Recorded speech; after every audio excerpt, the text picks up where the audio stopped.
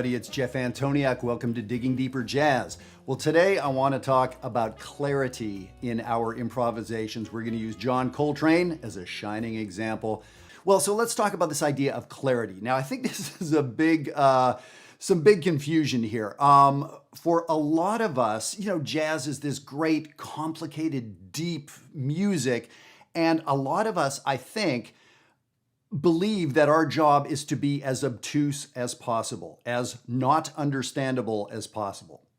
And yeah, I know it sounds crazy to say, but we're digging into, cool polyrhythms and great harmonic devices and wonderful, exotic scales and everything to the point where no one knows what the hell we're playing, right? We need some clarity. Now, I don't mean simple and dumbed down and facile. I mean clear.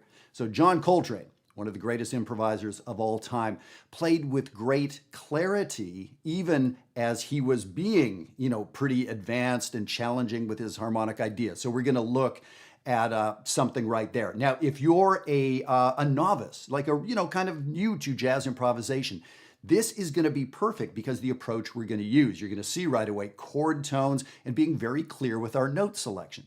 Now, if you're a pro, if you're a grad student, if you're a semi-pro, and you've got a lot of knowledge, a lot of harmonic knowledge, this is definitely for you because you have to learn how to modulate that, when to use that knowledge. Again, John Coltrane's gonna let us know when to do that. We're gonna use his amazing solo on Bessie's Blues as an example. Okay, so if you look at the PDF that I have here for you this week, it's the first chorus of John Coltrane's solo on Bessie's Blues. It's off the classic album Crescent. And you gotta have this album, it's amazing. And I love this solo. I've used this solo as examples of so many things, actually for other Digging Deeper Jazz videos that I've done. But the clarity with which Coltrane plays. So let me do this. I'm just gonna play the first couple choruses of his solo. The first chorus is on the sheet here. I'll just play a little bit more of his solo, and then we're gonna talk about it.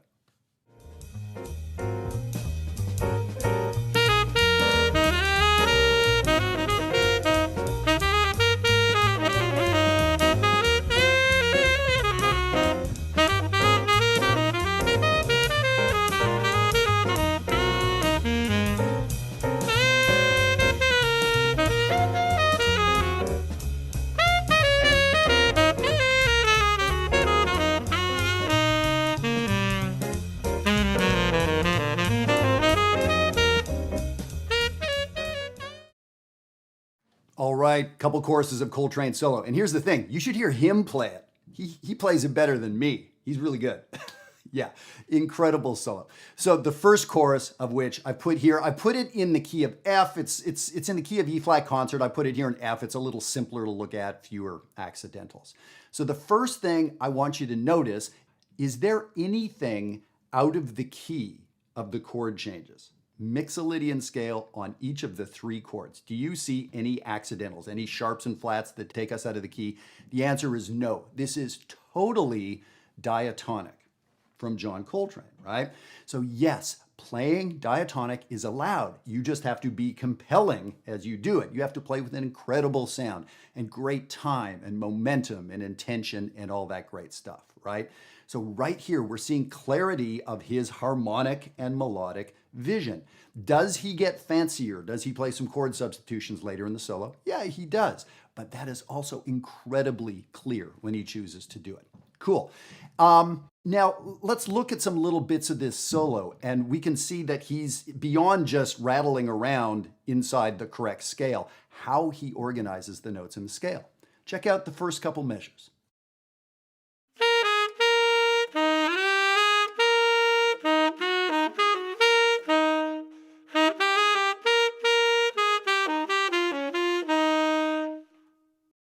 So we're seeing the highlights of those lines being chord tones, right? The root, the third, the fifth.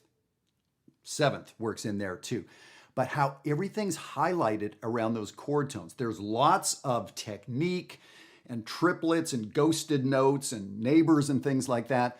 But it's all built around these chord tones. And it continues on like that through the solo. So I really want you to take some time and look at this and see how the 1, 3, 5, mostly just those notes, and then the flat 7, how that figures into this solo. So the clarity of him deciding my palette is going to be the Mixolydian scale or that tonality, right? But he gets deeper than that. You guys know that I'm not big on the scales because of what Coltrane does here, the way he highlights and outlines the arpeggios. And we see it all the way through this chorus. And even through the 5 choruses of this solo, as things get more complicated, he does not leave behind this approach, this clarity.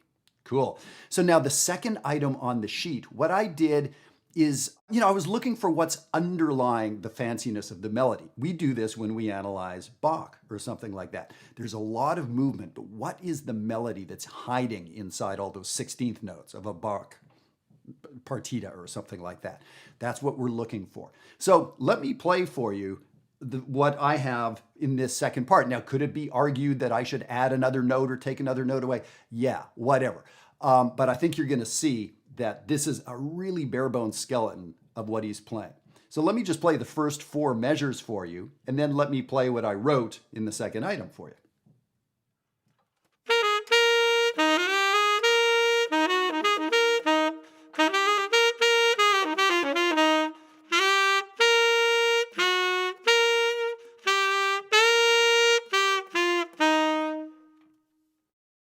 So that little simple bit that I played, those last 4 measures, that is what's underlying inside all of the cool ornamentation that he's doing.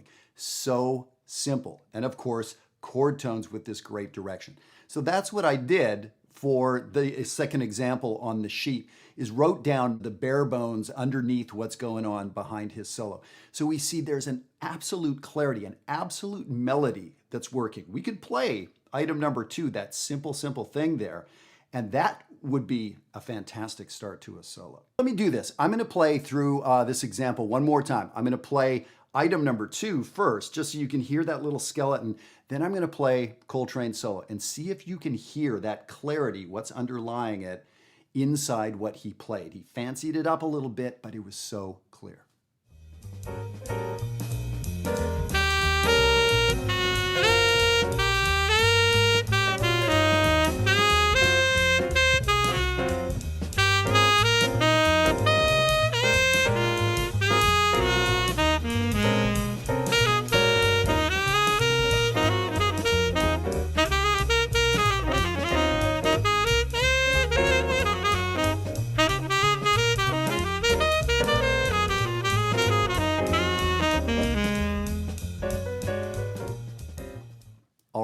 So that's what I want you to know, is that a great soloist like John Coltrane had clarity. When he added tension later in the solo, that too was extremely clear when he would add the tension, then when he would pivot away from it.